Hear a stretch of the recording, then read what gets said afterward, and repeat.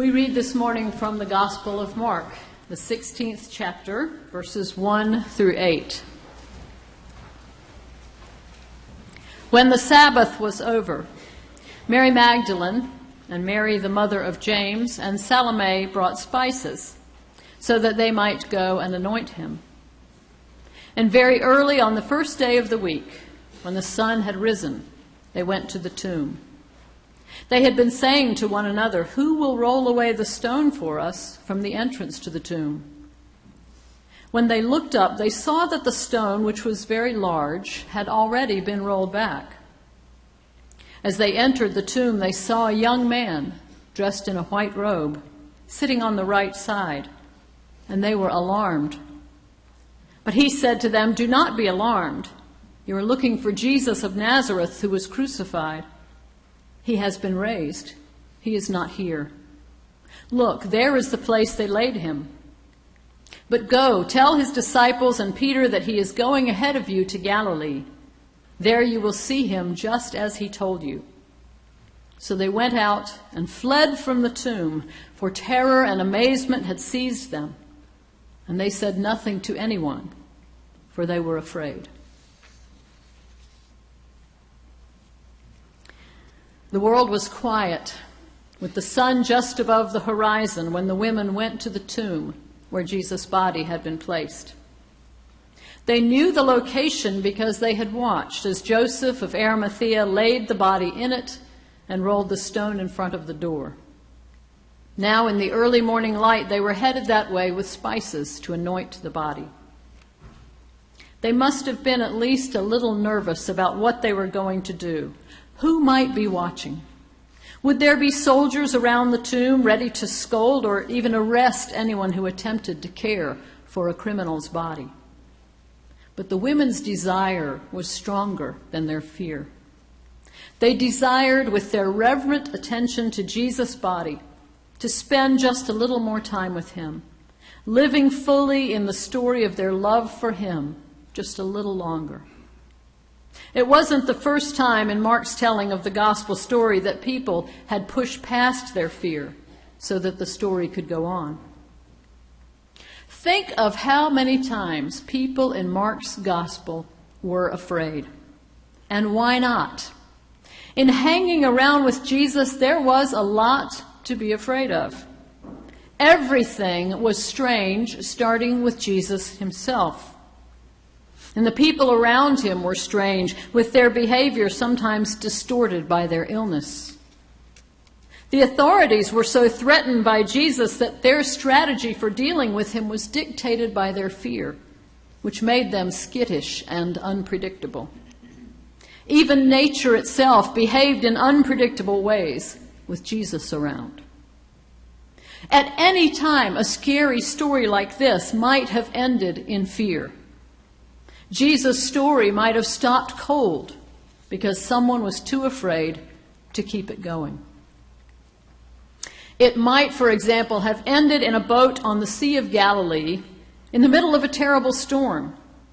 Pitched from side to side, battered by the wind and nearly swamped by the waves, the disciples were already plenty afraid, but their fear only increased when Jesus calmed the storm. What if they had fled from him that night as soon as they got on shore? What if they had decided that it was better to take their chances with storms than share a boat with a man whom the winds and waves obeyed? But they didn't. They stayed with Jesus, and the story went on. Think about the crowds who followed Jesus everywhere. Did some of them leave him when things got scary? Think about the story of the man possessed by demons who was so ill he could not be kept safe from himself, even with chains. Night and day, says Mark, among the tombs and on the mountains, he was always howling and bruising himself with stones. The kind of illness he had makes people scary. This tormented man is one of the scariest figures in Mark's gospel, but evidently not as scary as Jesus.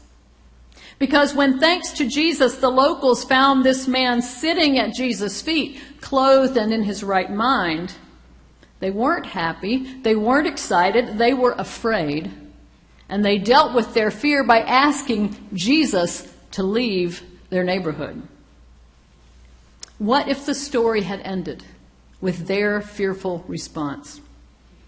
But it did not, because the man that Jesus had healed went away and began to proclaim in the Decapolis how much Jesus had done for him. To the great story of Jesus, he added his own experience. And so the story went on. Now there was a woman who came to Jesus. And at first she was too afraid to face him, even though her illness was terrible and she placed her last hope in him. Instead of asking for his help, she came up behind him and touched the hem of his garment and was healed. And she might then have simply slipped away and perhaps told no one of her strange experience of Jesus. But when Jesus said, "Who touched me?" she came in fear and trembling, fell down before him and told him the whole truth. She told her story of Jesus in front of that whole enormous crowd. And so the story went on. Now, as it happened, when that woman approached Jesus, he had been on his way to another important encounter at the house of a man named Jairus, who had sent for Jesus to heal his dying daughter. But by the time Jesus arrived, people were telling Jairus, "Your daughter is dead. Why trouble the teacher any further?" What if Jairus, out of fear, had listened to them? But instead he listened to Jesus, who said, "Do not fear, only believe." So Jairus opened his door to Jesus, and the daughter lived, and the story went on. Meanwhile, the disciples continued to struggle, always caught between their desire for Jesus and the fearful demands of their strange and unpredictable journey. How about that night they saw him walking on the water? The text says they were terrified. But Jesus said, "Take heart, it is I, do not be afraid." Somehow they stuck with him, only to find themselves afraid again and again. Like when Peter, James, and John experienced the transfiguration. Again, the text says they were terrified. And still the story does not end there. Despite their fear, the disciples continued to walk with him even when they are too afraid to talk to him, as they sometimes were. Jesus would say, "The Son of Man is to be betrayed into human hands, and they will kill him, and 3 days after being killed, he will rise again." And the text says the disciples did not understand what he was saying and were afraid to talk to him. Sometimes they just couldn't speak. But they kept walking with him, and so with their experience of Jesus, they continued the story. They continued even on the road to Jerusalem when all who followed were afraid. They kept walking until the night that they didn't. They kept walking until that night that they turned and ran. All of them deserted him and fled.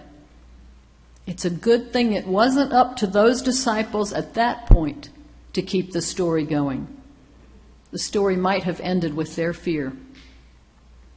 But instead, there were others who would, by their witness, keep the story going. Strangely, one of them was Pilate. Mark says Pilate was amazed by Jesus. If people kept the story of Jesus going by adding their experience of Jesus to the story, then Pilate added his as a question. What evil has he done? Pilate experienced Jesus as an innocent man wrongly condemned to die. And when Pilate gave in to his fear of the crowd, other witnesses were present, adding their experience of Jesus to carry the story forward. There was the Roman centurion who at Jesus' death proclaimed, "This man was the Son of God." And there were the women looking on from a distance. Among them were Mary Magdalene and Mary, the mother of James, and Salome. These used to follow him and provided for him when he was in Galilee. Though they stood at what they hoped was a safe distance, still these women did not let their fear keep them away from the cross, because they had a story to share. How they had experienced Jesus as someone they received, someone who had not only cared for them and taught them, but had honored them by welcoming their hospitality. And their witness added to the story. And of course there was Joseph of Arimathea, who added to the story by claiming the body and laying it in a tomb. There it lay. And the women woke early on the third day and went to the tomb to continue the story. But instead, according to Mark, the empty tomb was where the story almost ended. By comparing the oldest known manuscripts of this earliest canonical gospel, scholars have determined that Mark probably originally ended with these words: "They went out and fled from the tomb, for terror and amazement had seized them, and they said nothing to anyone, for they were afraid." After all the unpredictability, all the strangeness, all the terror inherent in the Jesus story for those years of his ministry, in the end, his most loyal witnesses almost could not keep the story going. That empty tomb was almost too much. What would you have done? And yet none of us remembers the Gospel of Mark ending this way. And there's a reason for that. If you have a pew Bible handy, you can pull it out now. They're under the pews in front of you. Look on page 830.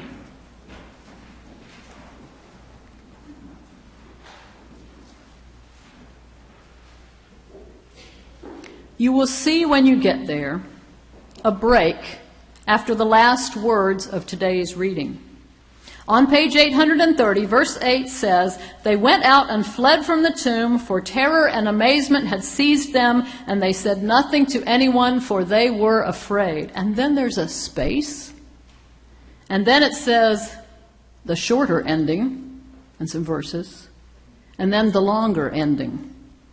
Not satisfied to let this gospel end in fear, someone came along sometime later and continued the story.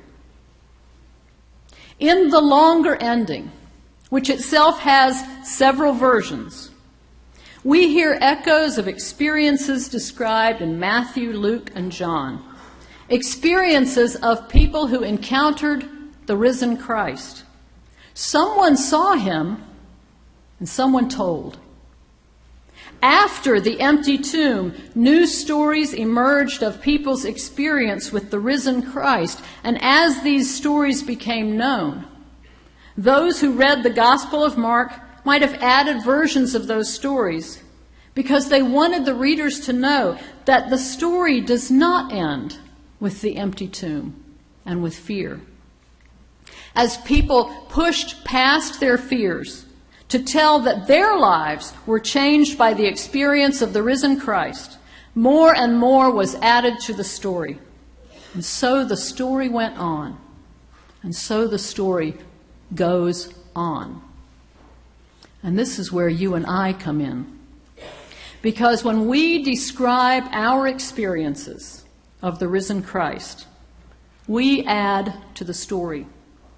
A story that changed the world and continues to change it today, and will continue to change it as long as present and future Christians keep adding to the story by sharing their own story. Sure, it is scary to put ourselves out there and say we believe in something that is beyond the common understanding about how the world works. Something as unexpected and unlikely as resurrection. But the more people hear about our experiences with Christ, the easier they will find it to believe in him, which in turn will give them their own experiences and their own stories to share. And that is a very good reason to push past our fear. Now, if you're observant, you may have noticed that in today's bulletin there is no sermon title. That was intentional, sort of. The bulletin went to press early this week, and the sermon did not. So I told our church secretary that this week my sermon would not have a title. And I didn't realize until late yesterday afternoon that it actually does have a title. And the title is Someone Told. Even though those women fled the tomb afraid to say anything, eventually someone experienced the risen Christ and someone told. What have you told about your experience of the risen Christ? Whom have you told? Maybe you've been afraid to tell it. Afraid of what people will think. Afraid that no one will believe you. But all you need to push past your fear is a desire that is stronger than your fear. A desire to live fully into the story of your love for Jesus and his love for you. The Lord is risen. The Lord is risen indeed. Now tell someone, and the story will go on. Amen.